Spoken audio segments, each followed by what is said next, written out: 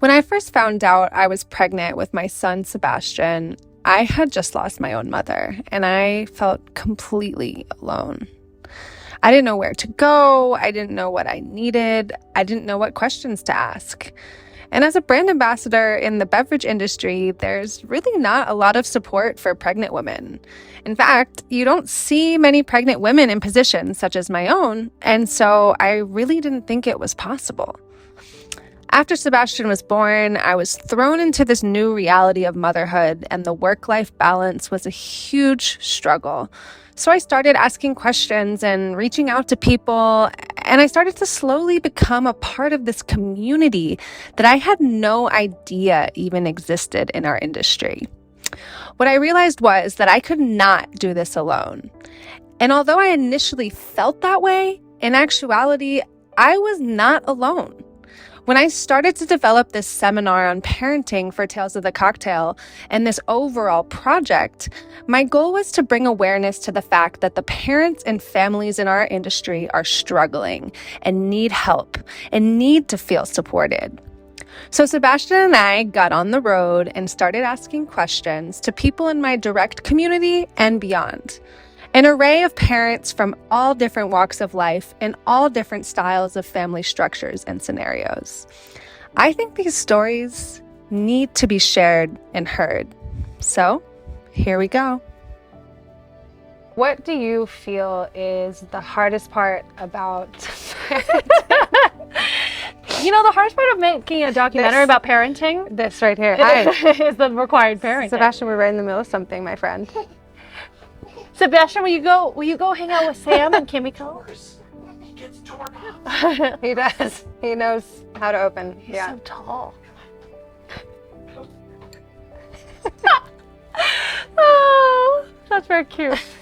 That was good. All right, the bloopers. The bloopers. Yeah. Okay. Yeah. I say keep it in there. Yeah, that was very good. That was very cute. Okay. What do you think is the hardest part about parenting in the beverage industry? The hardest part about parenting in the beverage industry.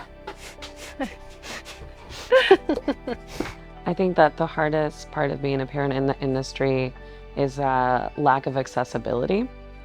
It's the lack of acceptance and the lack of tools and structure in place to support parents that work within the industry. I think that the infrastructure itself is not built to accommodate parents, driving a lot of people to move out of this industry once they become parents, and having people go through an immense amount of situational resilience to become parents and thrive within the industry.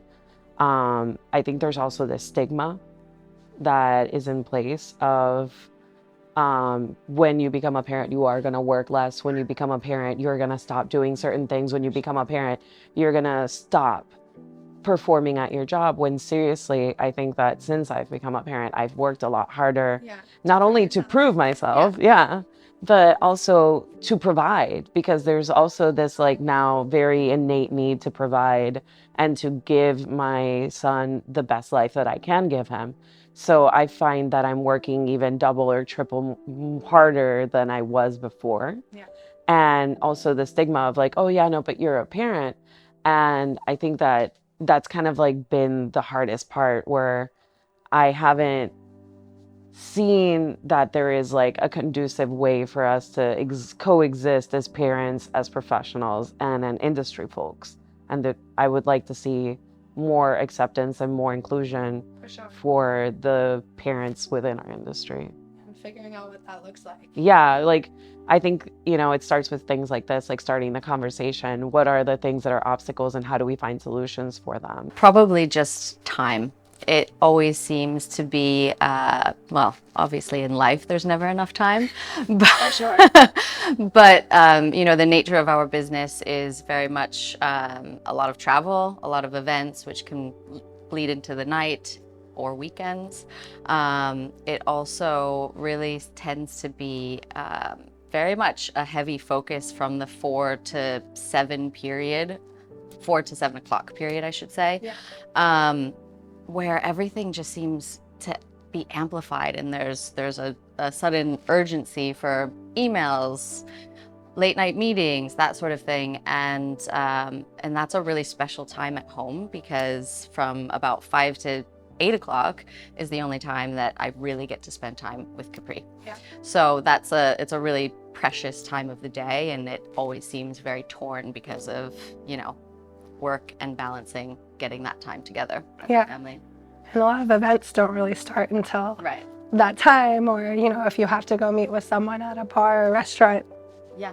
they don't open until 4 or 5, or, you know, people don't come in until later. So it's definitely, Exactly. That urgency for meetings, whether it's a scheduled meeting because they're just opening at that time, or just another Zoom call that is, you know, a 5 p.m. start because people are on the West Coast. So again, yeah, it's just it's a tough balance, that time of day especially. But I think time in general is just, it's tough.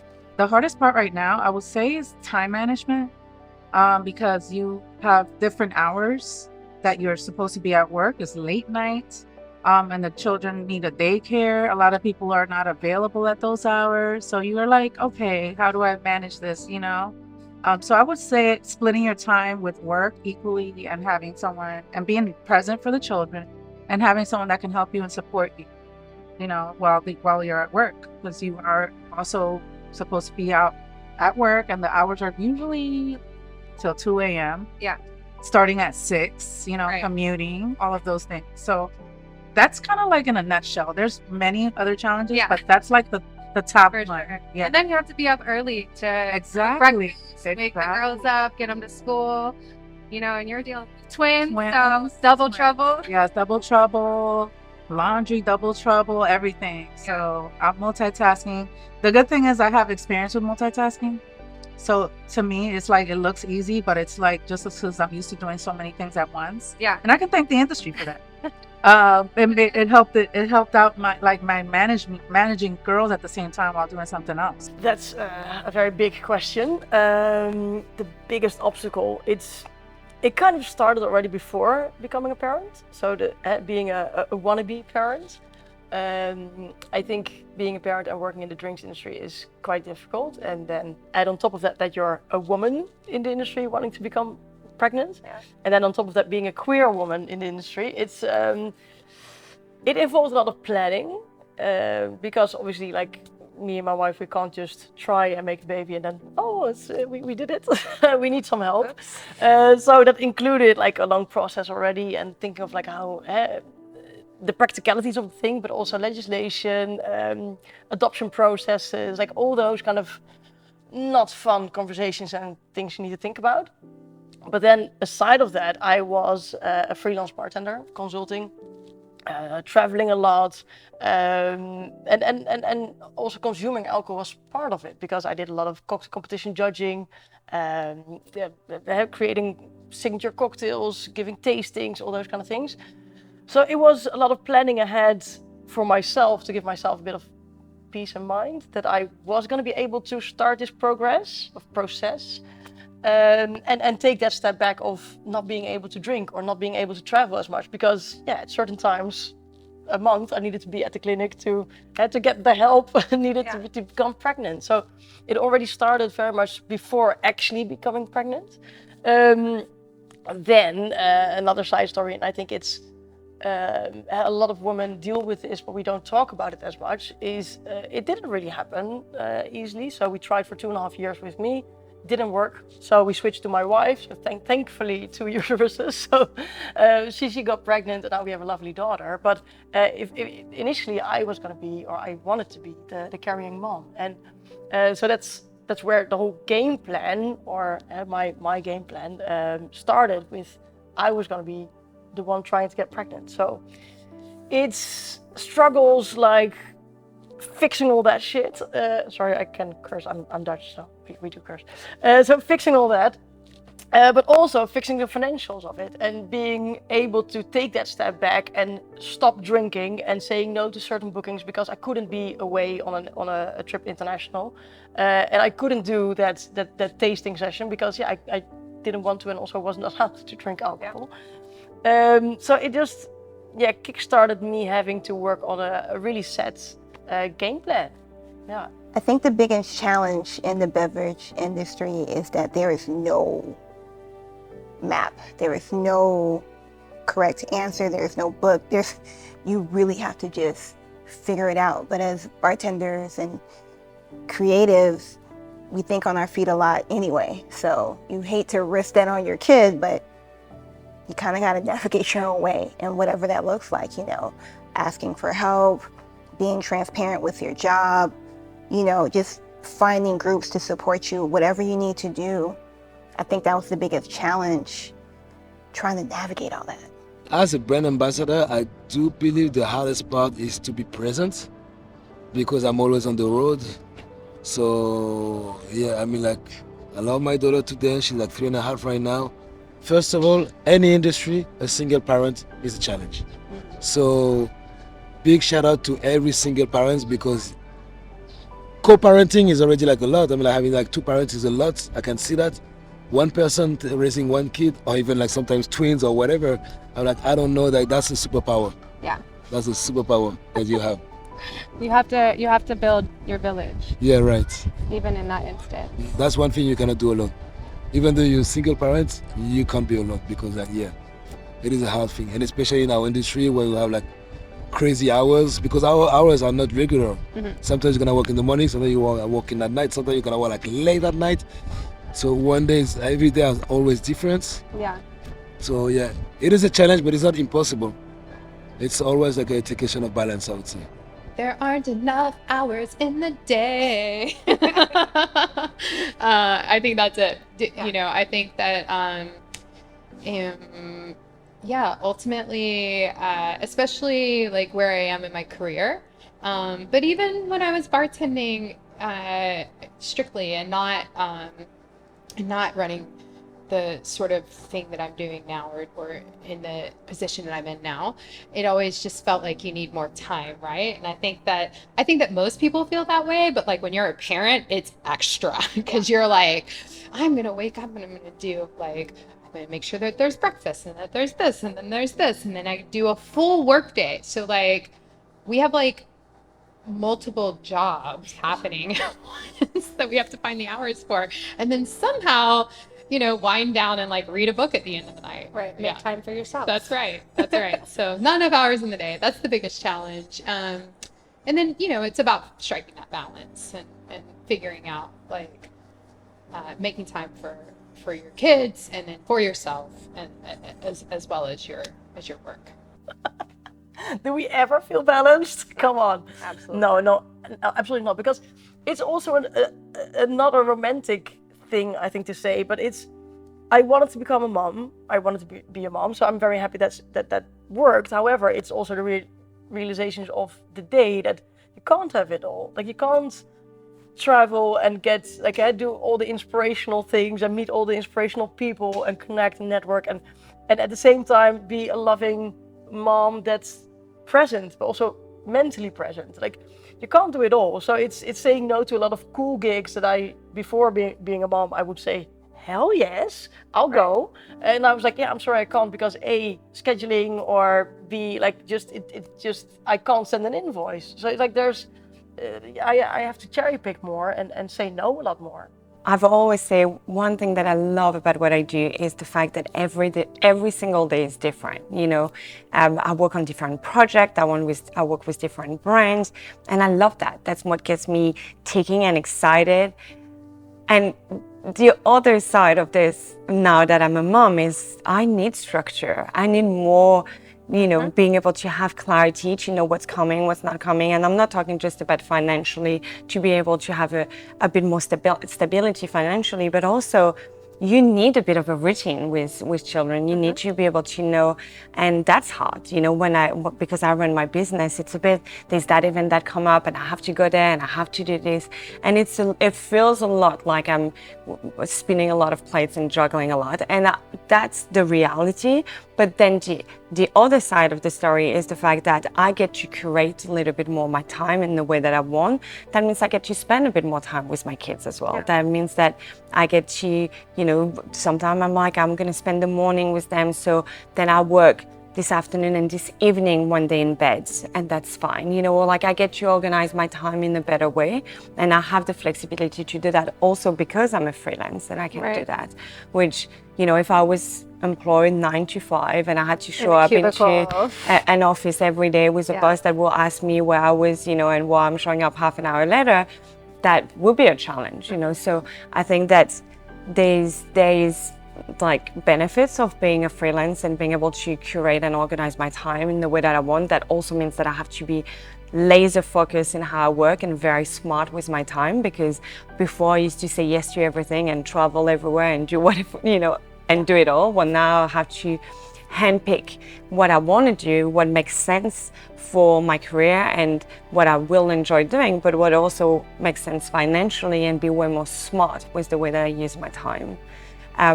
So that also gives that, and then I get to hang out with my kids a bit more. So one side is challenging, but the other side, it's also an amazing way to be a parent. Like there's a forever flagged email box, so I'm sorry for everybody who's watching this, I'm still flagging.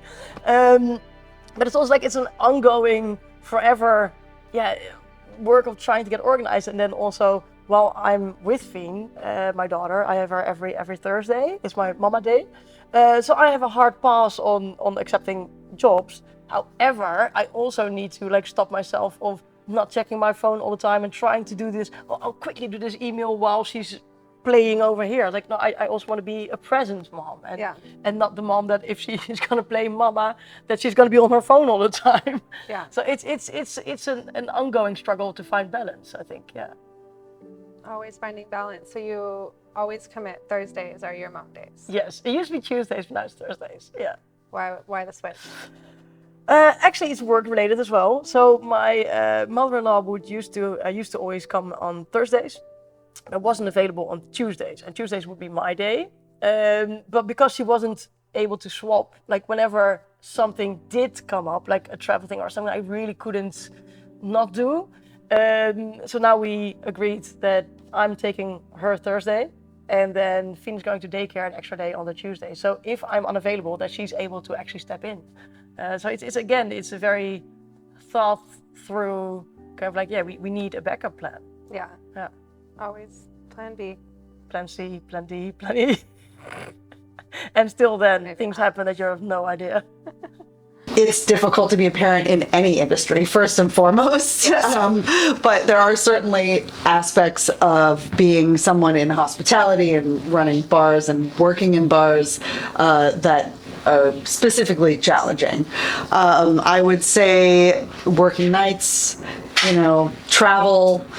There are so many things about working in the bar business that are not conducive to young children. So for me, I mean, it really has changed because my daughter is now 14. So I feel like that young, from birth to maybe like 10, has its own sets of challenges, and then once they're a little bit more, independent and able to handle their stuff, and here in New York, walking to school on their own, then the challenges kind of change and are different. Evolving from first becoming a parent to now, I would say watching the growth of everything that I've taught my children as far as finances go, as far as preparing them for what I wanted them to do. I really wanted to break the cycle of not understanding finances as a family. Obviously my parents knew what they were doing, but as far as like being able to plan for the future,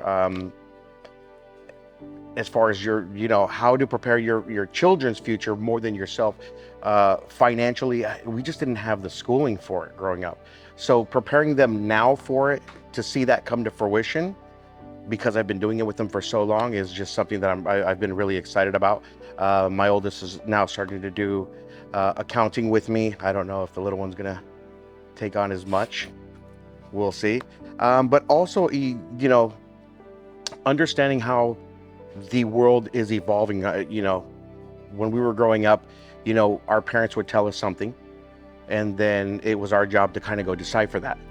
Now, our kids figure out a bunch of stuff, and then us as parents, we have to decipher it. It's the roles are reversed now because of social media and platforms that we have like that. So as a parent, I would say that's probably the most difficult thing in modern day.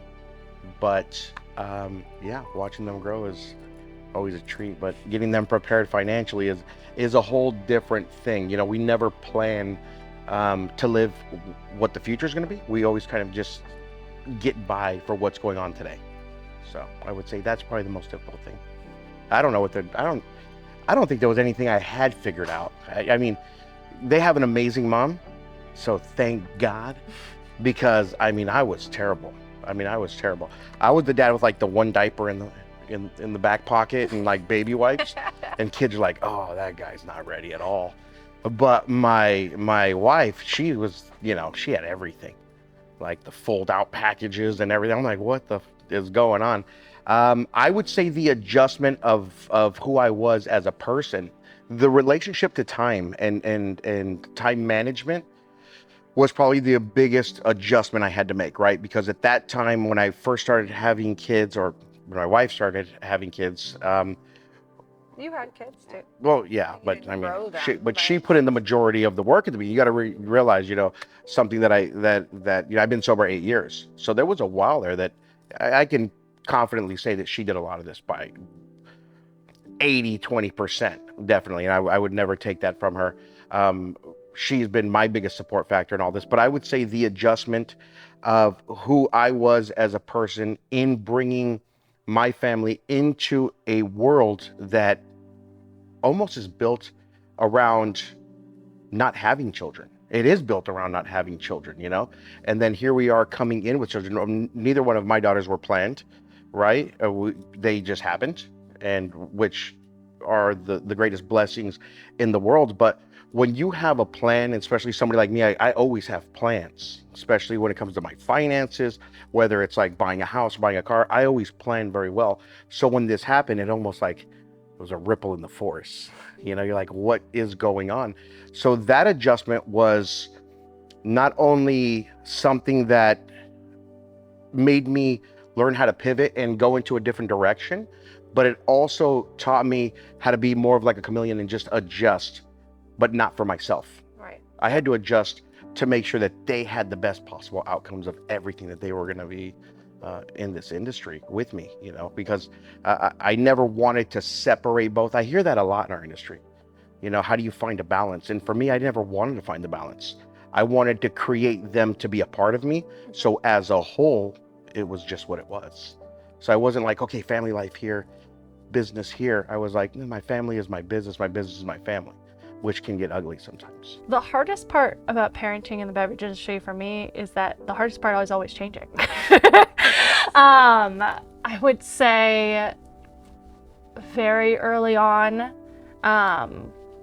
obviously, you know, learning how much maternity or paternity leave you can take so that you're comfortable, but also like you don't leave your bar high and dry. It's hard to find people to like take your position during that time, but it's so necessary. Every time is a new challenge. Every chapter of every developmental stage. Every day really brings a new problem to figure out. Yeah, especially between this age and like I'd say 6 years old. They're developing at such a rapid. There's no consistency. Yeah. There's no consistency across different children at the same age. Mm-hmm. So you could even ask a mom or dad that has a kid the exact same age as yours that's going through something completely different. Yep. And so it's you can listen to other people. Yeah. But does that really apply to you? And how does that help? Yep. So yeah, it's very challenging. Yeah. I think sleeping home, you know, say bye to the family and not knowing when are you coming back. It's kind of like when you know, army go to work, you know, pretty much. If it's a long shift or, you know, we decide to keep the bar open a little longer just to, you know, make more revenue, then you have to do it because that's your job. Me as a beverage director of 5 bars, I need to make those decisions to look out for what's best for the business, and also I know that will benefit at the end to what I bring home. So yeah, so that's the hardest part. The fact that it's not really part of the thing that we talk about. It's not really part of the way that our community connects. It's not part of what we do, because our industry is about creating amazing experience for people when they go out, which often those people leave their children at home, and go and have a good time in bars. And so our industry doesn't curate an experience where not that we would want to show up at the bar with our kids, but it doesn't really feel like that is part of the picture. And I think often when you go to work, people will ask you to leave your life at the door, this saying of like, don't bring your problems into work. Not that kids are problems, but I think sometimes they can be, I guess. But I think there's this idea that like we can't really bring our whole self, and when we become parents, that becomes a big part of our identity, a big part of our life. We dedicate our time, our energy, our love, and so to have to shut that out of what we do in our industry, and to not be able to connect except with the like minority, maybe not the minority, I don't know how many people have children in our industry, but what feels like a smaller part of the people in our industry, that's hard, because there's not that many people where you can really open up to and share. And that means that we have less of a support system and less of a community that we can rely on and express what we're going through. I think that's definitely a big challenge in our industry, because our industry is about having fun and, making drinks and staying out late, and all of that isn't really, it doesn't scream family, Managing time, getting off late, daycare here, there, like reliable, like I feel comfortable because I'm at work late night and my kid is okay, or my girls are okay. I think the daycare part was the hardest part. In our industry, what do you think could be done to better help support parents? I would say an access to daycare for parents in the hospitality.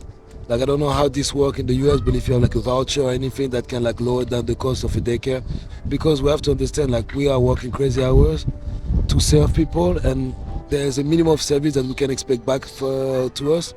So I'd say like helping them to get like the necessities on the first year, because that's, I mean, like diapers cost a lot of money. Like buying diapers every day, like it's just like having a kid is expensive. That's one thing that we need to put it straight. Inexpensive. So any kind of help the government could do for the hospitality worker would be like really welcome. Yeah. But I would say like taking some time off our shoulder in terms of like daycare, like, because again, like even like when I put my daughter from like 8 to 2, I cannot do anything. So if they could actually like like taking care of like the longer hours from like 2 to 5, paid by the government, because like we understand you're working in hospitality. I mean, any type of like help would be, because as of now there's zero help. So even the bare minimum would be more than we have now. I think that if you have young parents, if you have hourly bartenders on your staff, providing resources of affordable childcare, is really key, like a safe, affordable childcare, but like maybe helping research some of that, having that kind of resource available for them. I think a lot of parents right now, or in the last couple of years, have had a really hard time finding childcare. So we were looking for childcare, and that took a long time. But even if you do find it, then not most of them have nighttime childcare. Right. How long were you on a waiting list? Probably about 6 months to a year. At least 6 months. I think that is well known. Yeah. In our industry. Not well known. Along with many other things. Yeah. No, also like not well known in general. Yeah, like exactly. I don't know if parents in or outside of our industry know this, but also like how many places can you find where you can drop your kid off and have them watch through till 2 a.m. Right. Like I know a few people who have a night nanny, but they're incredibly expensive. So at all times, one parent has to be watching them at night, or someone else in your community, someone else in your safety net. We couldn't afford daycare when Finn was born. Yeah. We were broke. I mean, broke. And so we were just ships in the night. You know, Finn's dad and I, like, he went to school in the daytime and I went to work in the nighttime. And I worked late hours and I would be exhausted. And we were just two exhausted human beings switching off childcare. So daycare wasn't an option for us. Yeah. And then luckily we, you know, ended up having grandparents that like were tired and then they could help us. But like childcare in the beginning was very difficult. Yeah.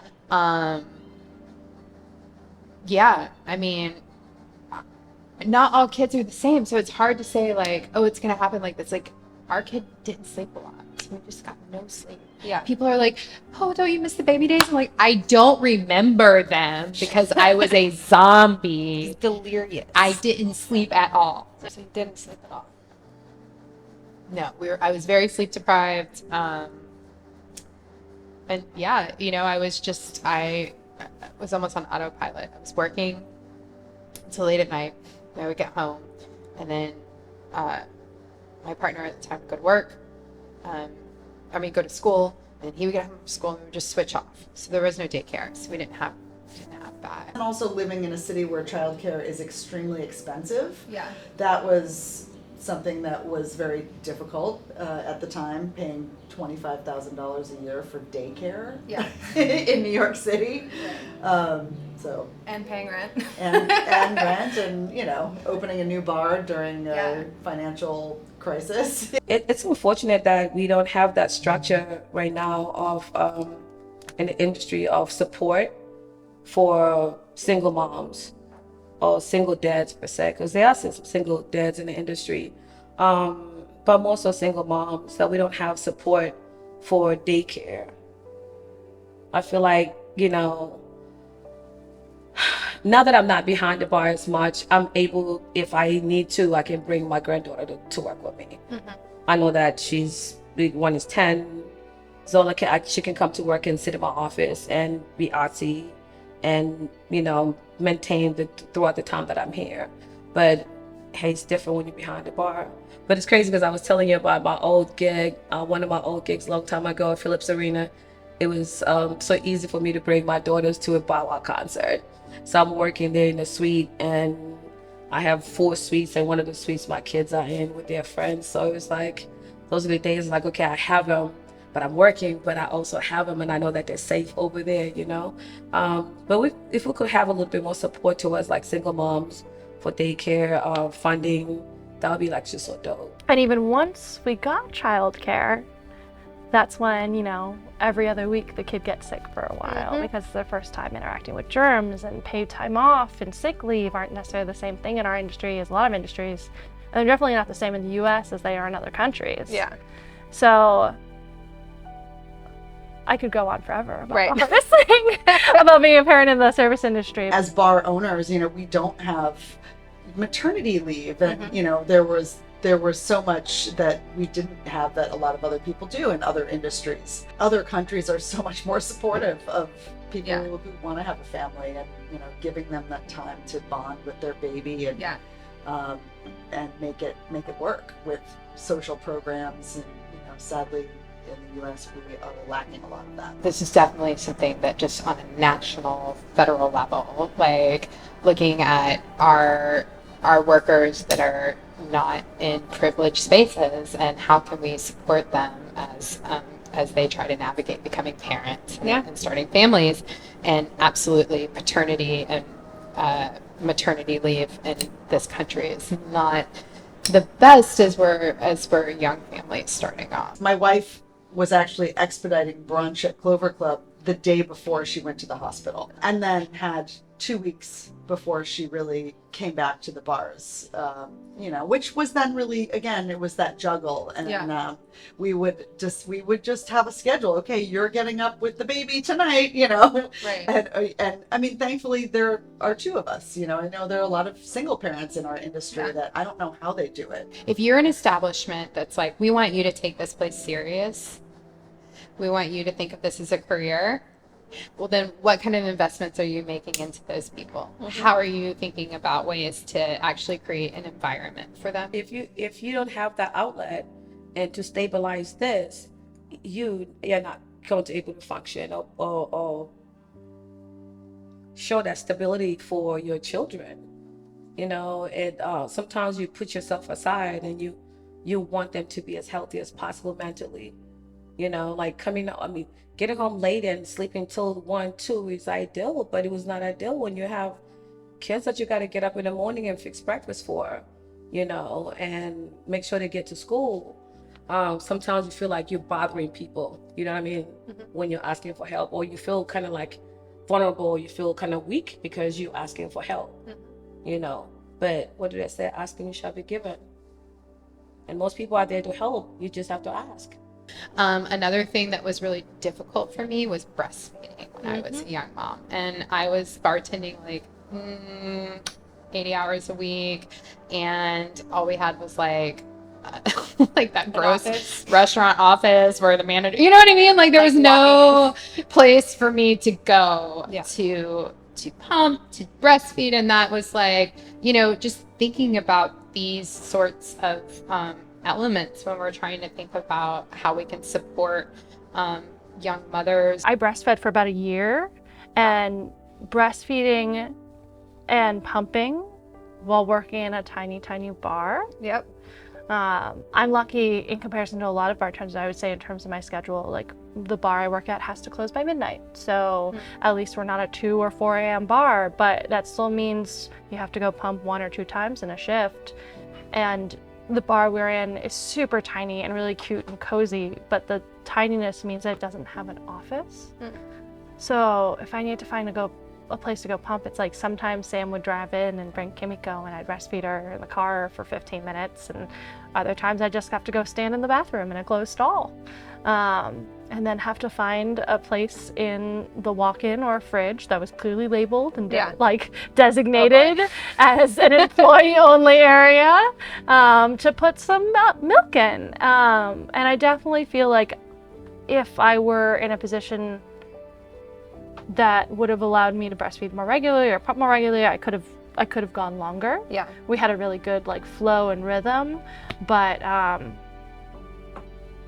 you know, the less you pump, the less you produce. So Stress plays a factor in absolutely. The amount of sleep, the amount of hydration. Yeah. You get very dehydrated bartending. Yep. It was very good to have, you know, I absolutely could not drink, which helped with the dehydration part. But that was a big challenge and probably one of the more stressful parts of it, especially because some babies don't necessarily love formula. Yeah. And Kimiko, we had to blend breast milk with formula to get her to get to formula. I think the biggest piece of it though is recognizing that that if you put your mind to it, you can still be successful, and having employers recognize that and not I don't want to say punish, but not look down upon obligations that parents have to do. So if more employers were really open to that and understanding that just because it's 4 o'clock and I need to go take my child somewhere, that doesn't mean that I'm less than and that I'm not going to get the job done. So many other hours in the day. Exactly. And the amount of time that, you know, I put Capri to sleep and then go straight back to work. It's not ideal. That's not great work-life balance, but if it needs to be done, it needs to be done. And that's, you know, that's what you got to do. Being a business owner and managing people in general gives you the ability to multitask and be patient and communicate better, I think. You know, I mean, so much of our business is about people. Yeah. You know, bars are about people. Yeah. And not about just drinks, you know? Yeah. So, you know, it's about getting the right team and supporting your team however they need. You know, I have one bartender who's worked with me for 15 years who has 4 kids. Wow. Yeah. And he works nights, you know, he has 1 brunch shift. He works between the Ladies and Clover Club currently, and he and his wife make it happen. We try to be as supportive as we can be with everybody's situation and what they have going on in their life, and whether they want to start a family or not. Because again, as I said before, we started so late because we felt like we couldn't do it. Yeah. And there wasn't that support there. So, and here we are, older parents, really. You know? I had to be present for Finn's birthday. And luckily, where I was, like, we weren't open on Christmas. We weren't open on Thanksgiving Day. There were lots of moments that I got to be with Finn, and that's not everyone's experience, and I recognize that. Yeah. I was very fortunate in the environment that I was in, that I was able to take those really special times with Finian, and then I had people who worked with me that understood the importance of, like, my family life, and that Finn was non-negotiable for me at all. Yeah. Yeah. I guess, I think it's conversations like these where it's like, that's possible to have a workplace environment that is accepting of children, and it's not always the case, as you said. No, it's not. And I recognize that I was very fortunate in having that. Yeah. And I do think that isn't always the case, but we did have people, I think, my boss had kids and had a family. And so at the time, and even now, the company that I work for, family is very important. Yeah. So, Finian has been finishing up the school year in Atlanta, and I have been here in New York, and that's been very difficult. But any play that I've needed to go to, anything, like, they're like, it's been very like, yes, of course, like, it's your kid, you have to go to that. And so it is possible. It is, and I think that it's important to understand that as an industry, as we try to tell people that hospitality is something that you can take seriously, that hospitality is a career, that it is something that you can focus on for longevity and for growth, then we have to start figuring out ways for people to have families in it. Because otherwise it's not a place of longevity. It's not a place for growth. So we have to find ways to support people who want to have families within our industry so that we can actually demonstrate that there is opportunity for a full career within this spectrum. If you have a nursing mother, if you have a pregnant person, what are some additional breaks that you can incorporate in? And look, honestly, that's probably best for everybody that's working on your staff. Are some longer breaks. And so, but if you, again, I think it's just about, if you are trying to build an environment where you're asking people to show up in their most professional way, then what sorts of resources are you providing for them so that they feel like they're in a professional environment? And to me, when you start to look at corporate America, there are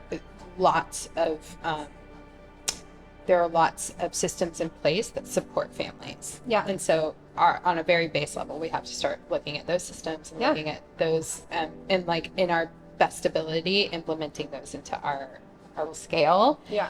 That it's difficult for us to just pour all of this on top of small business owners. Yeah. Because there's not enough support for them. Yeah. And I'm not saying I think that as a business owner, I would, it was something that when I thought about opening a bar, I was like, I want to make sure that everyone has health insurance. I want to make sure that we can provide, but it is fiscally difficult to do that as a small business owner, especially with a bar and a restaurant. But a lot of that is because of the systems in place on this other level. And so I think that there's it gets a little complicated to bar owners and restaurant owners should be doing this. And it's sure, they should, but on this larger level. Create platforms that allow it to be normalized.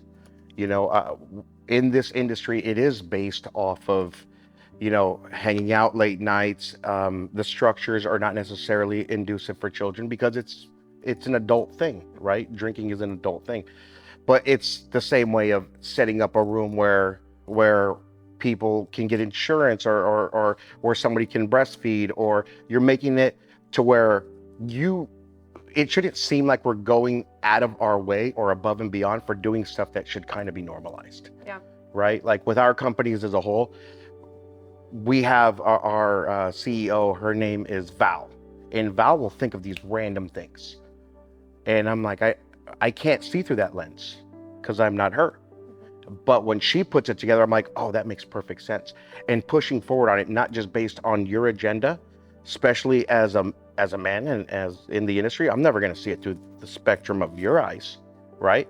But to understand that spectrum, respect it, but then beyond make it normalized, like complement it. It's almost like being in a relationship. Yeah, everybody says, well, a relationship's 50-50. No, it's not. A relationship's never fucking 50-50, right? Like, I give my girl 100% more than what I feel that she can give me. And if she's doing the same thing, it's a competition. It's no longer 50-50. I'm trying to impress her every day of my life. I try to impress my children every day of my life, and I try to impress all of my team every day of their life. So I'm not trying to give just enough to normalize something and make it passable. Right. I'm trying to go so far beyond it to where it's normalized and they're just like, holy crap, this is beyond what we need, and now I never want to leave this place. And even then I still say, we're a stepping stone for you. Now it's your turn to go do this for others. So get your life together. I hate to say this out loud because I was very fortunate to have relationships with people. I think if they mandate certain things, like you have to do these for your employees, I think if they make more mandates and people who, bartenders and stuff, who are parents and family members and all these different things, make the effort to push the things that they need, I think these things need to be required. I don't think it should be optional. I don't think it's fair that the fact that I had a great relationship with my GM and my hotel manager when I worked here, and that they were able to put my kids in an empty room for them to help do their homework. The chef was able to send food. You know, I don't think it's unreasonable to ask for those things. So I think if those things were required on some level, I think that would be better. But unfortunately, as wonderful as our community is, some people don't see that. But I feel like if they require certain things universally, and we advocate for those things as parents, old parents, new parents, I think maybe we might make some real traction. Because again, I was very fortunate. A lot of people don't have jobs where you can show up with your kids last minute, or your ex-husband can dump the kids off because he has to go to work. Everybody doesn't have that grace. And I was very fortunate that I had employers that valued me as an employee, and they knew to get the best out of me, I had to not worry. That was one thing I did have to worry about. I didn't have to worry about, dog, I have to work late. Somebody called out, I'm staying late. My kids are here. What am I going to eat? What are they going to eat? The fact that I didn't have to worry about certain things like that was great. And even some of the younger servers or whoever that were there, they entertained my kids. People making sure they did their homework. Was that People something giving them money for rolling silverware, like enterprising my children. Was that something that you asked for? I asked for it. My father always told me a closed mouth does not get fed. If you don't ask for these things, and you also have to stop being scared. Don't be embarrassed that you're a parent. Like, this is the situation. You hired me. You knew what it was. And knowing me as a person and knowing I'm not trying to take advantage of a situation, I just want to make sure this pocket is great. So me operating in this pocket is amazing for you. I really wish that we could be more celebrated and supported. You know, I think that like there's something magical into bringing beautiful human into this world, you know, and we kind of need that to be able to carry on generations. So I think that if in our industry we could be more supported as parents, I feel like that often it feels a bit like a burden. Oh, you've got a kid, you can't come out for that thing. Or you can't travel for that long because you've got kids at home. Or it's kind of assumed that we're not going to be able to do all those things because we have children. And I think if we felt more supported and if things were more accommodated for us parents to be able to bring it feels like we're living a bit of a double life sometimes as parents, you know, that we have our life at home and what even people refer to the normal life, you know, and then we have our job as like people that work in hospitality industry and in the drink industry. And I just wish that we could merge the two in a way that feels more seamless, you know, and that means that like being able to say, well, actually I'm gonna have to leave at that time because I really want to catch bedtime. Sometimes I'm like out for the entire day, and then I jump on the tube to go home to be able to do dinner like bath and bedtime, and then I come back out to go back to events. But those moments are precious, you know. Everyone says it. It goes by so quickly with our children that I wish that I was more supported in being able to really cherish those moments with our kids. And I feel like that at the moment we have to switch from one life to the other. It's like a light switch. Yeah, exactly. And I wish that like we could do it, you know, in the way that, I don't know, like that, having more of the support and even the emotional support. I would love to be able to share to some of, you know, my friends, colleagues, people that I work with that are in this industry but not parents, or parents, but like that, you know, the struggle that I'm going through. And I feel like that we resonate with our journey because we're on the same journey, but people that don't have kids sometimes really struggle to understand why is it hard to leave your kids at home to go and travel. You know, coming to Tales of the Cocktails, loads of people were like, this is incredible, you're going to New Orleans, it's amazing, you must be so excited. And yes, I am. But that doesn't mean that I was also very sad to say, you know, to say goodbye to my babies, and very anxious about it because this is my first time being away from them. And so again, it feels like that we have to like push down our emotion and not show our emotion, when I wish that like there was more of a support. So that's kind of like on an emotional level and on the connection, because I do think our community is so tight and so connected. Then on the more like, you know, like actual things that could be done, like I wish that like bars and restaurants will put in place you know, a structure that is more supportive for parents, that will really understand and give support to their employers, saying, okay, well, you're pregnant, maybe we could look into switching your hours.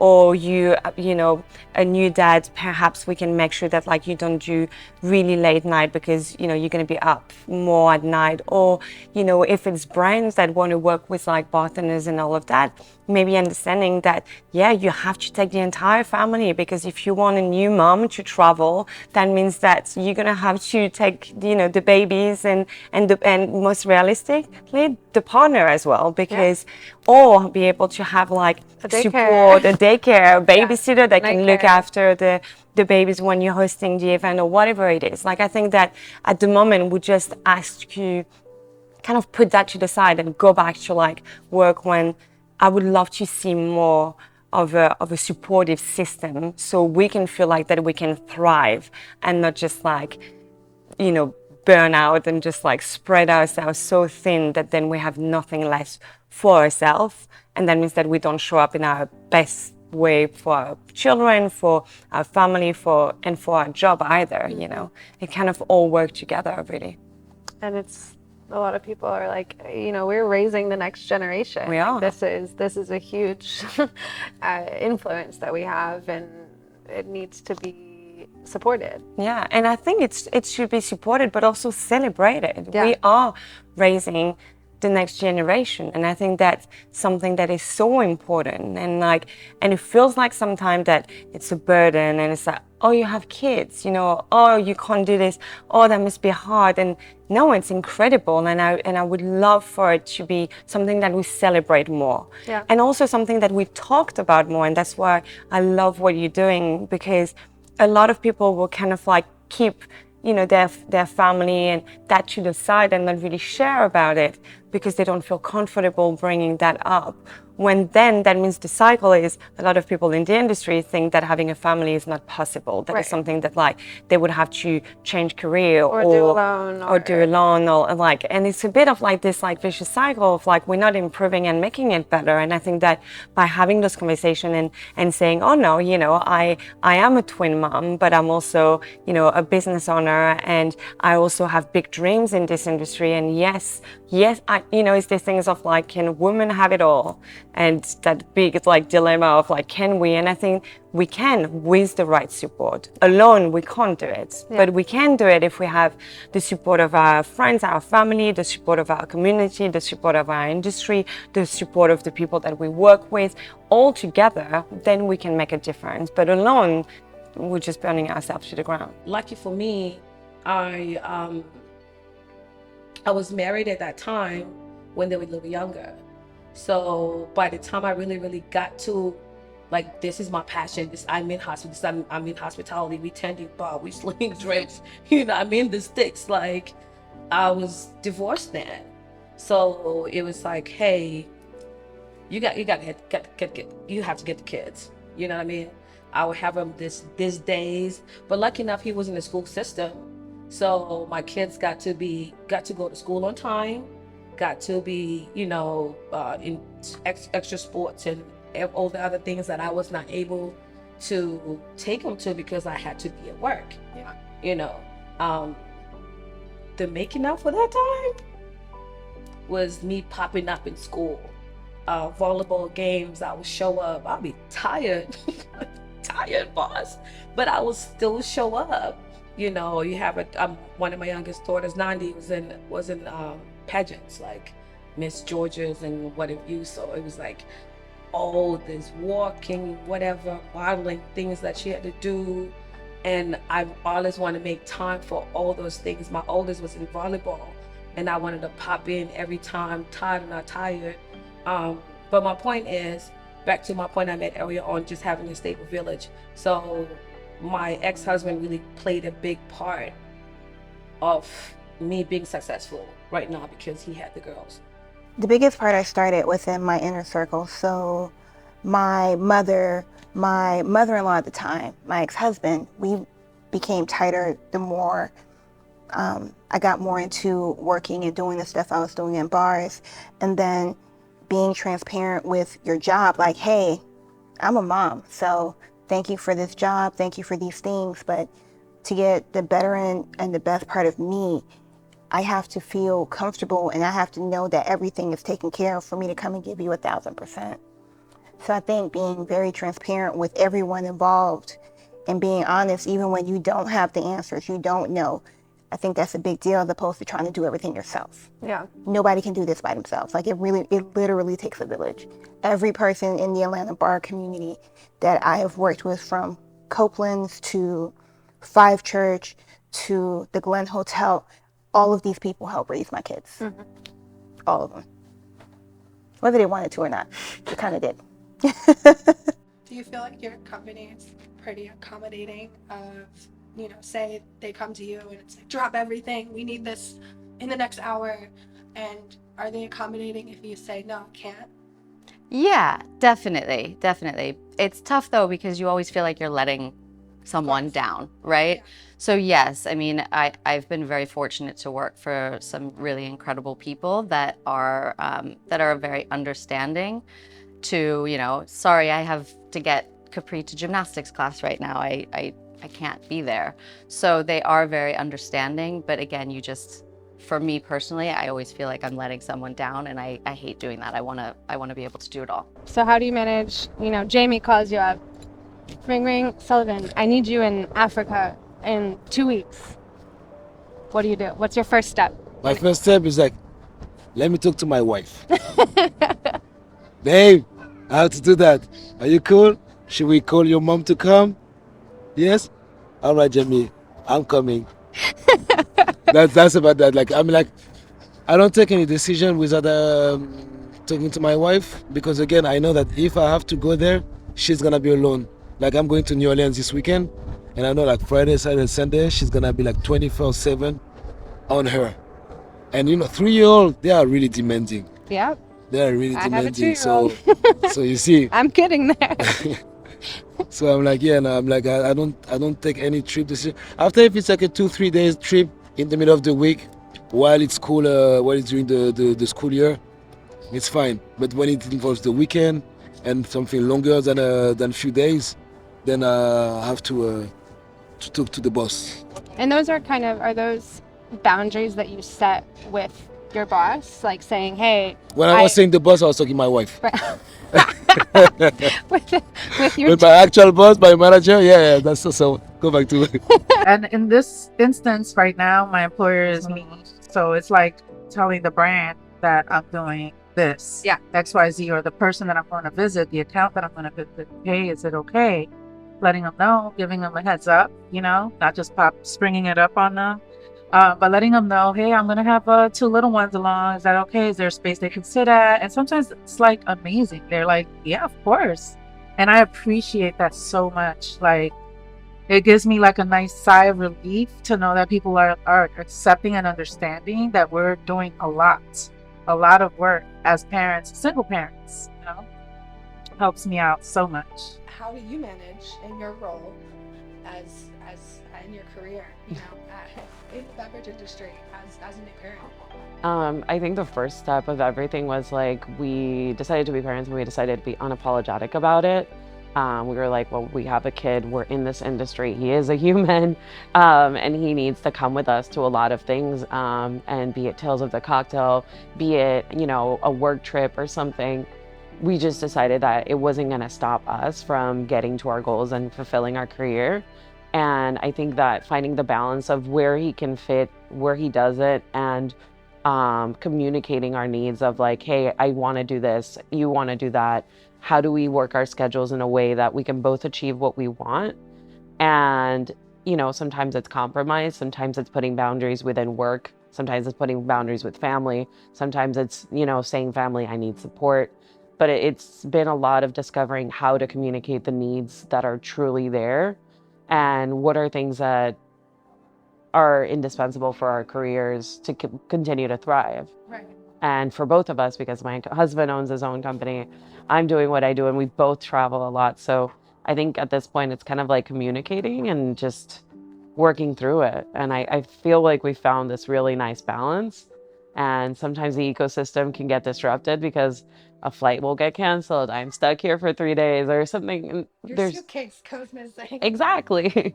But aside all of that, I think that through communication, we found a really amazing balance.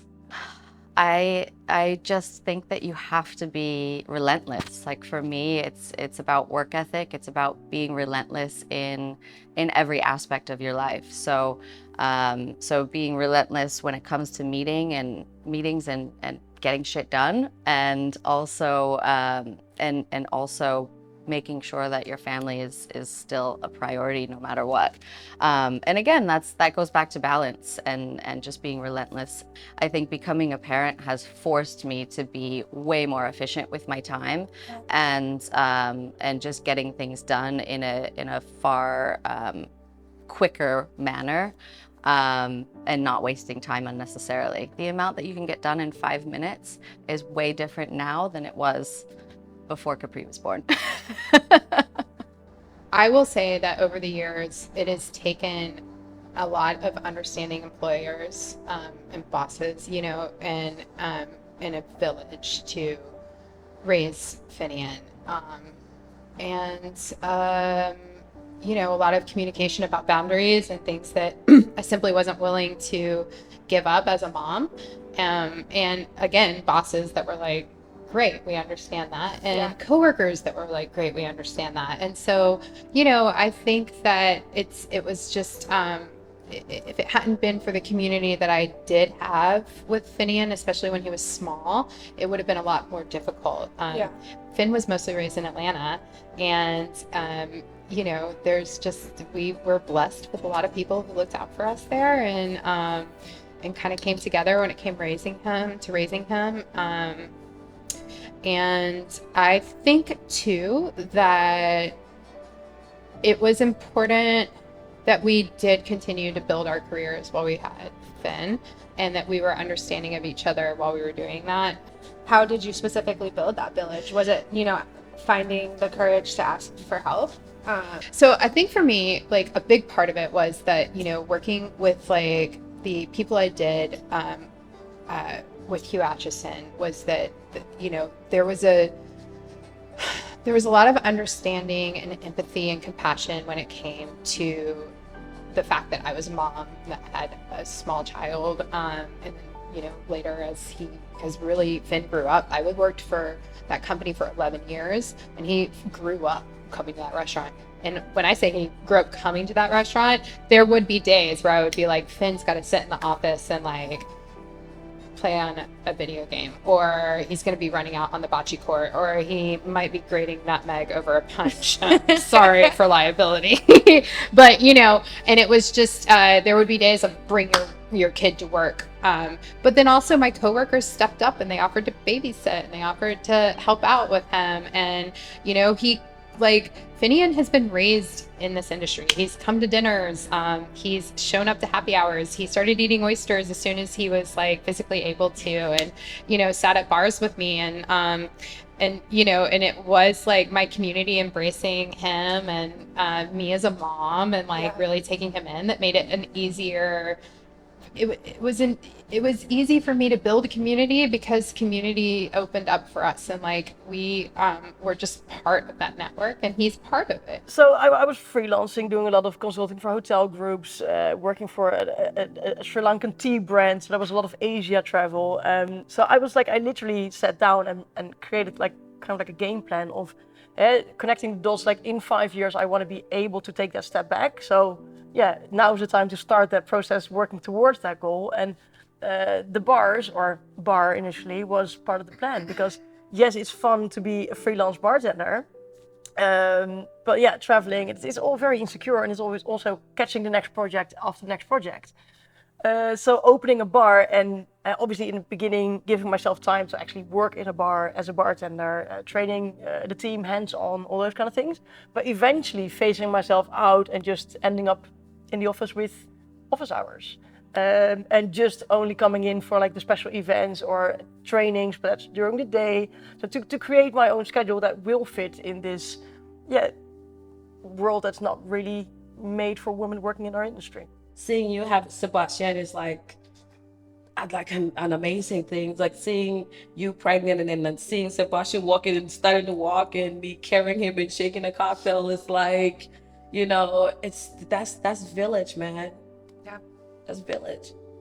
Managing both parenthood and trying to progress your career is constantly a balance. It's definitely a lot of support systems.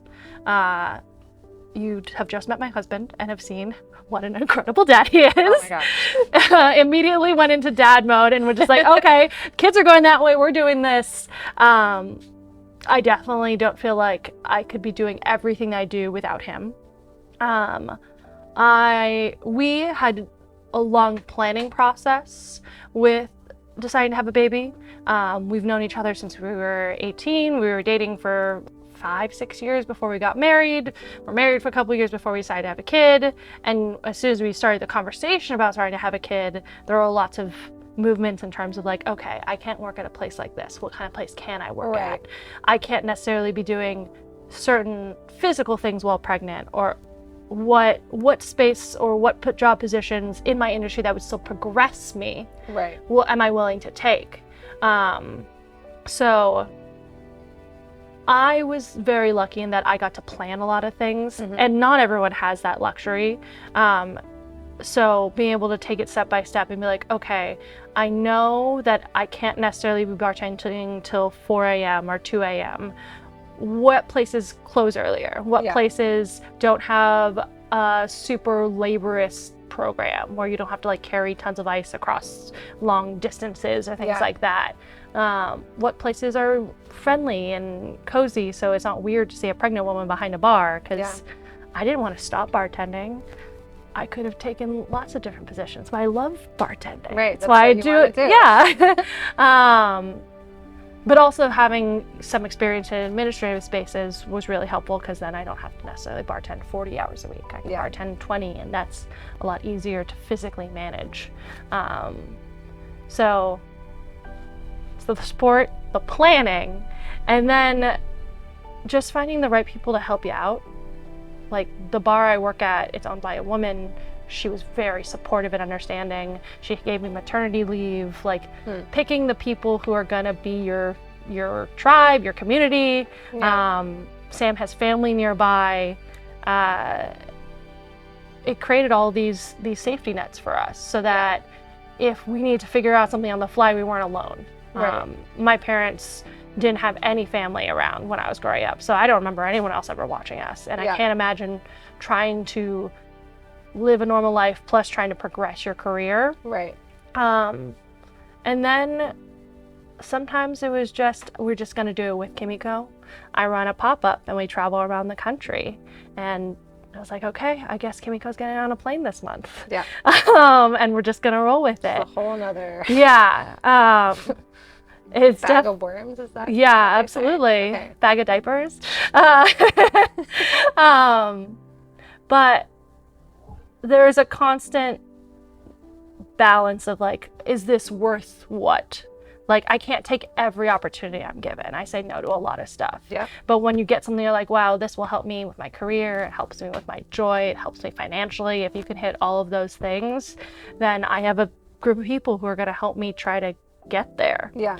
And then the other big thing is just time blocking for me. Like, this is more of like a logistical thing, but I have days where Kimiko goes to daycare three mornings a week. Mm-hmm. And so I have a certain amount of time from, 9 a.m.-ish to 2 p.m.-ish, Yeah. where it's like, okay, I have to get all these things done.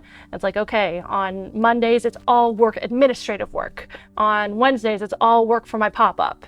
And on Fridays, it's hopefully a tiny bit of time for me and something I enjoy doing. And then also cleaning up the house so that as we go into the weekend, like, we are set and we Yeah. don't have to worry about a pile of dishes and clothes and I think chaos. almost it makes you better at planning, and it like forces you to be more organized. Yes. And therefore more productive. Oh, In absolutely. a sense. I know that I have been more productive as a mom. So Well, you I have feel like the first time you have more than 10 minutes alone, Mhm.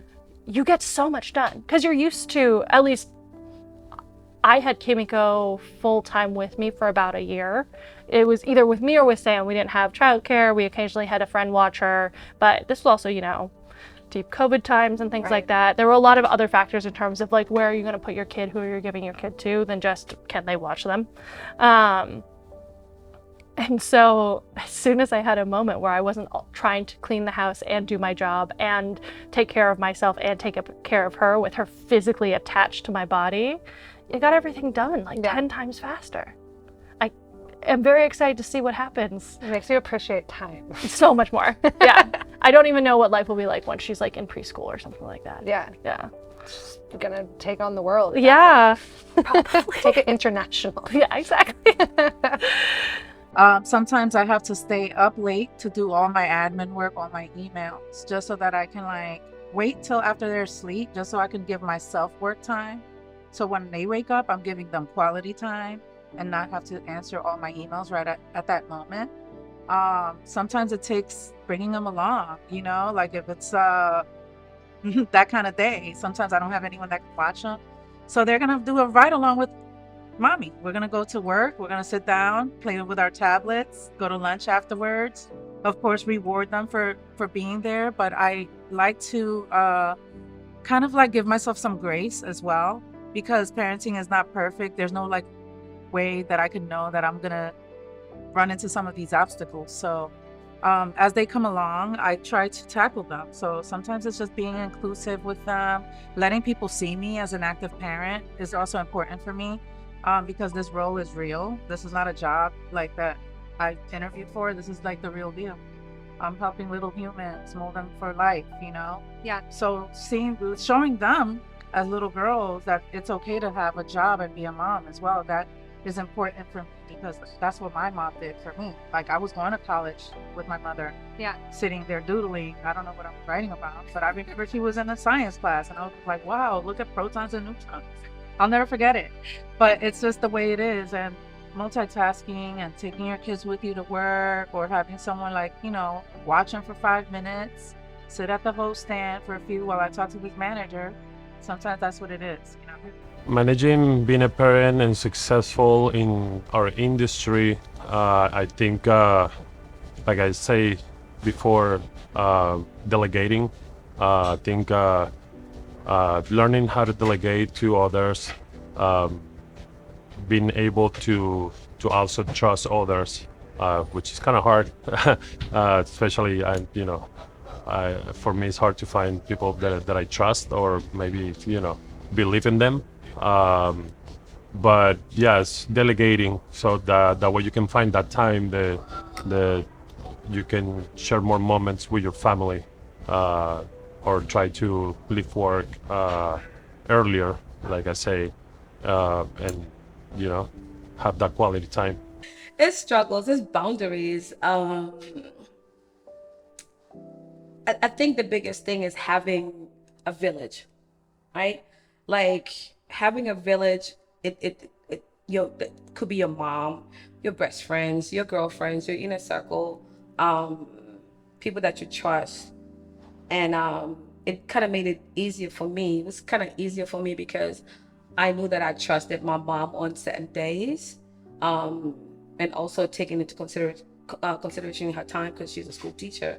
So Saturdays and Sundays, or Friday, Saturdays is the days that she wants to drink a 6-pack of Corona on Saturday, and she don't have no grandkids, And I'm like, I really want you to get the kids because I make money on Friday and I make money on Saturday, So having my mom kind of helped me a lot, and then also having a responsible co-partner, co-parenting, it's like, hey, yeah, you got girls too, so on Monday, Tuesday, Wednesday, they got to be with you because I have to work late night, and then those other days, if I had to be at work a little earlier, I was home, and then I would have somebody actually come up to my house and stay, like a nanny, come stay at the house with the girls, so I didn't have to like carry them anyway. So that way, when I get home at 3 or 4 in the morning, I don't feel as guilty because they're in bed, they're asleep. Feel guilty a little bit because I didn't get to read them a bedtime story. I didn't get to say goodnight or get to kiss them goodnight or anything like, things like that. So I cope, and I set heavy boundaries, work life. I need that to be separated. I was not always good at it. It was like, okay, it was work. I have to go to work because I have my daughters. I have to, show them that I'm the strong mom. I have to win.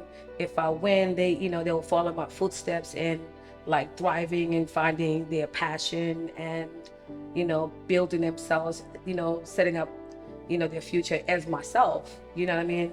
That was the pressure that I put on myself because I felt like I had to lead by example. You have daughters, you have a son, like for me, having girls was like, okay, however I move, however I dress, however I carry myself as a whole, as a woman, my kids see these things, and I want them to be, as well put together as myself. What I, felt like was put together for me, right? And losing was not an option, like at all. So crying, figuring out, laughing, counseling. Sometimes in our industry, you felt like you didn't have that outlet to talk to somebody because you didn't have insurance, to pay for a counselor or a therapist per se. I kind of made it, I put it within my budget that I need to talk to somebody every week just to balance out and not feel crazy and still stay on my course. And my crying moments were with my therapist, and I couldn't figure it out. Sometimes my therapist was a couple people at the bar, and just, I'm from a country where, when you come overseas, you're supposed to come overseas to win. So losing was, like I said, was never an option. However, I had to balance out having my 2 daughters and now 4 grandchildren. I have no choice. I gotta win. Well, what is one thing you wish somebody told you before you became a parent? It's not a one size fit all. Like everybody's style of parenting is going to be different. What works for some people, what doesn't work for them is not exactly what will work and will not work for you. To not compare yourself to what other people are living through their parenthood. I think it's very important just because you're writing your own story. You have your own set of goals and limitations, and you know how to work through those yourself. If you compare yourself to others, you might not enjoy your journey. Yeah. and you might just like lose sight of what is really important to you because you're trying to achieve something that isn't even going to work for you in the long run because it's not aligned with what you're trying to get to. And I think that to me, at first I had this like, I didn't know what parenting was. Like, they don't come out with a manual. They don't come out with like instructions. So I had a very broad idea of what I wanted motherhood to be. I'm like, everything from the breastfeeding journey to everything, like it was not exactly how I planned it out to be. And there was things like that I was like, oh man, like, well, everybody else can do it. Why can't I?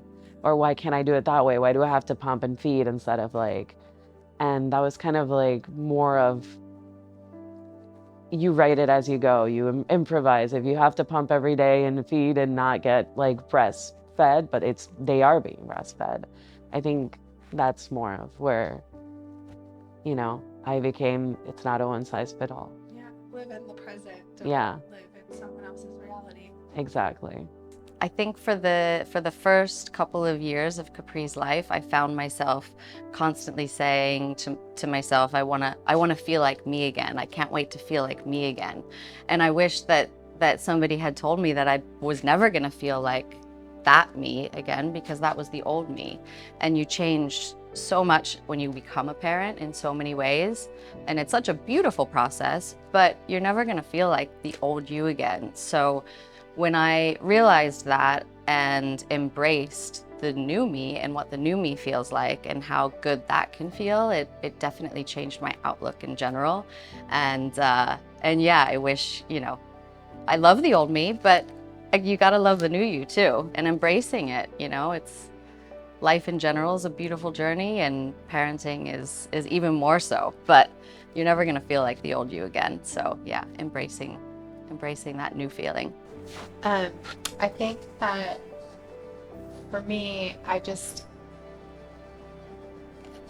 you're gonna love your kid, but the minute that they come into your life, like there's just a part of me that was kind of carved out and filled with just this feeling of like, I don't want to say guilt, but it's just like, am I doing enough? Like I'm constantly questioning if I'm there enough, if I'm doing enough. And the intense amount of love, like there's no love that's like it. There's nothing that feels like it than being a parent. I don't know if I wish that, how can someone explain that? Until you become a parent, like it's impossible to understand it completely. Like your parents tell you, or maybe they don't. For me, it was just this like, it was a feeling I had never experienced before. And just constantly kind of, that's the big question. Like, am I showing up enough? Am I there enough? Am I doing enough? Yeah. So you wish someone would have told you? I don't know what I wish someone would have told me. I just know that wasn't, that I don't know that anybody could tell you that part. Unexpected. Yeah. I don't know what I wish someone could have told me. I feel like it's hard to tell someone like what, I don't know. What do you wish someone had told you? Sign up for daycare when you're still pregnant. I waited 8 months. I love the discovery, so I wouldn't have listened to anything. I wouldn't have learned anything else. What I had it perfectly, and there's nothing that I wish I would have known before, because I embrace it all. So I'm trying to see it. No. No. Did everybody have an answer for that? That's an answer. I'm happy to discovering parenthood every day after every day. Every day is different. Yeah. Every day is different, and I'm really happy and fulfilled with that. I wouldn't have changed anything and desire to know anything, because it really happened in the right moment in my life. So it didn't sometimes I wanted to be a young dad. But I realized now being a dad that if I had my kid when I wanted 20 or 21, 22, I didn't have the girl that was right for it. And I didn't have the career that was right for it, because that's when I was bartending and doing some crazy shift, 12 hours a day. And I was like, I wouldn't have been able to be a dad at this moment of my life. Right now, it was just the perfect job, the perfect country, city, wife to have this kid. So there's nothing that I wish I would have known before. There's never going to be a right time. You know, you can always, you know, and you know, we're two women having a child, so we had the kind of the luxury of choosing when we wanted this to occur. I know a lot of people are just sort of, oops, it happens, you know. But for us, it was like a planned thing. Right. And we were like, oh, we don't have enough money yet. We don't have a big enough apartment yet. Our careers aren't where we want them to be to support raising a child. And, you know, there was never going to be a perfect time. And so we waited, I think, longer than maybe we should have. I wish someone had told me what to ask for, I guess. I feel like I got a lot of information about, like, you know, the baby's gonna do this, the baby's gonna do that, and advice on like how to like take care of and love and like some of the wild, like weird things that happen to your body. Like we did a lot of reading, talked to a lot of other moms, but especially within the context of being a parent within the service industry, like I was very lucky that I got some maternity leave. But if we were in a today time where, you know, the bar is doing well and financially comfortable and I could go to someone and be like, I need this, I would have asked for more time. Yeah. I didn't know what was required or what was normal. I didn't know if there were standards. There aren't really, but they are in other industries and other countries. I wish that I had known, like, you know, to ask for just like different structural things. Like I just didn't know what I needed yet. Yeah. And this goes back into that first question around like, what's the hardest thing? Things constantly changing. You know, I wish I had known that I would need very different things at different times. Yeah. But the ability to advocate for myself and therefore advocate for like the well-being of my family a little bit more, if I had more information, I feel like I would have asked for more. Yeah. And we made do with what we had. Like everyone has their own struggles and needs and things, and we were absolutely able to make it work. And I'm very grateful for all the things I was given, Right. even though I didn't ask. But I would have asked for more. I wish I could have known, like, that you're not going to be perfect and not being so hard on myself when things don't go the way I envisioned it to go. In my head, I've always been a perfectionist, executing things a certain way, and they're children. So things can change out of nowhere. Like you're just like, okay, this is not what I planned. Like, oh my God. So now I'm learning not to have anxiety and panic attacks when things don't go my way or the way I thought they were going to go. And it's okay. Like something happened. Let's pivot. Let's pivot and let's communicate that there's a pivot happening. Right. With whoever's expecting you, you know, or the situation. It's okay. Just forgive yourself.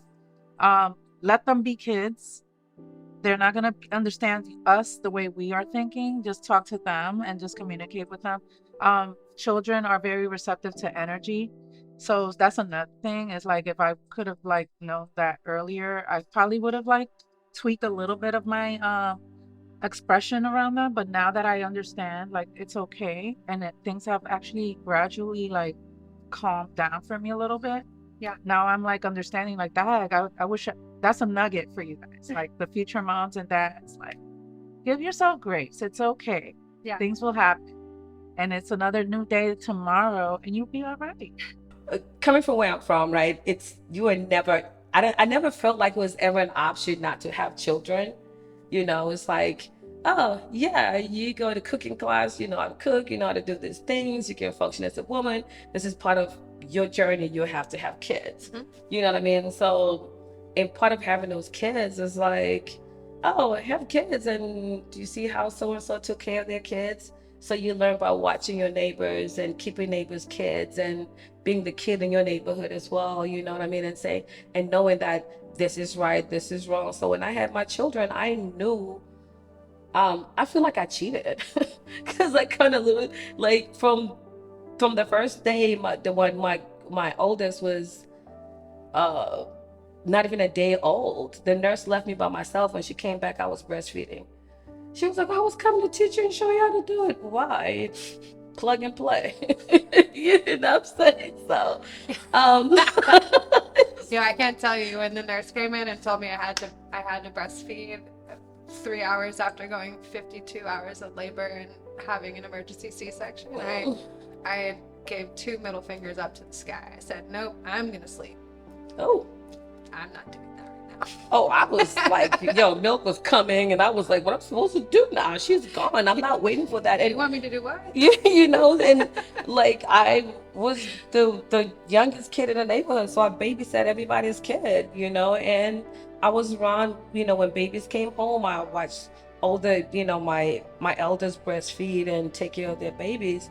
So I am so grateful of my upbringing and grateful for the women that I was around growing up, that you know, the only thing that somebody didn't say to me was like, they're gonna talk back one day. You know what I mean? So now they have opinions, and I wasn't prepared for that. You know what I mean? I thought I was always gonna be the mommy to say, this is what you're doing, this is what you're doing. Now it's like, but how about XYZ? I'm like, you talking back?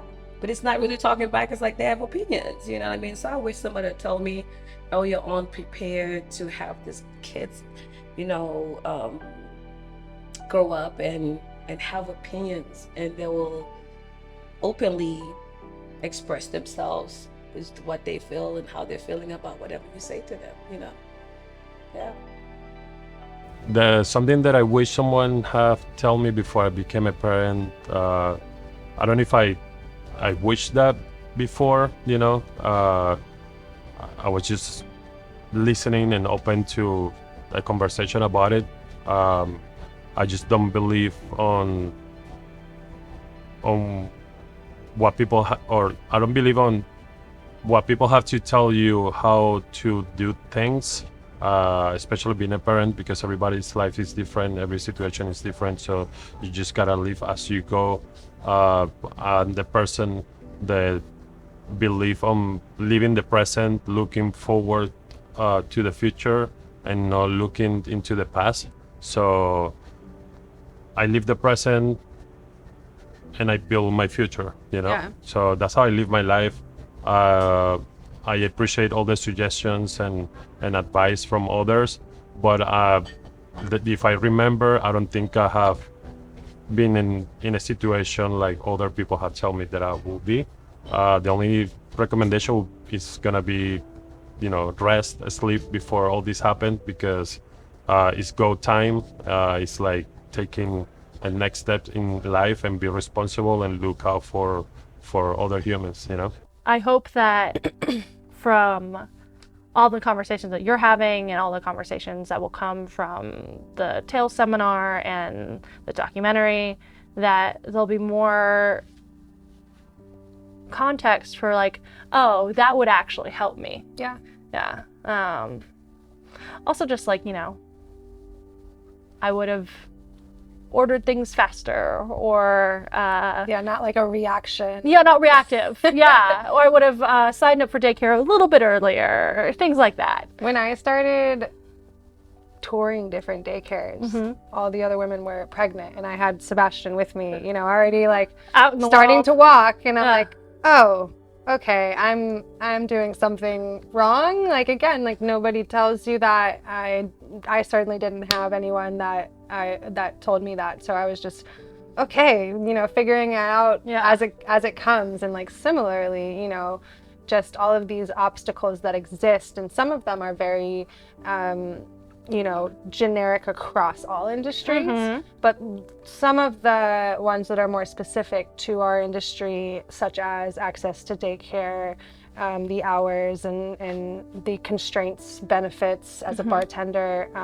being able to advocate for yourself and ask for those things. I think a lot of times, you know, if you're working for like a corporation or some more like corporate restaurant group that, you know, is kind of like turn and burn with their employees, don't always get the face time with their employees to like understand what you're struggling with. So making sure that you are comfortable and confident in like, okay, this is what I've seen elsewhere. Yeah. This is what I want. Yeah. If I don't get it, I'm gonna go over to, you know, X, Y, and Z and get it. Yeah. Yeah, because it's not, you're never stuck. No. Right.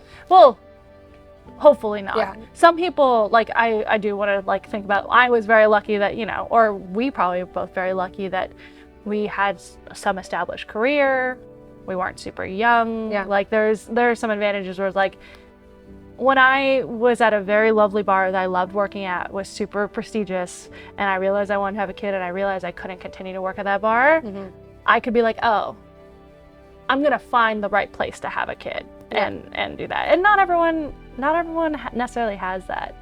But it's never too late. It's never too late, yeah. To carve that out. Absolutely. And also, hopefully, more places will just start having these things. Yeah. Like, I know that my bar had the bar ownership, the management all had the best intentions in the world. Right. But like I said, I didn't know what I needed. How are they supposed to know what I need if none of them are also parents? Yeah. And that's where things like industry standards make such a huge difference. Or just like governmental standards too.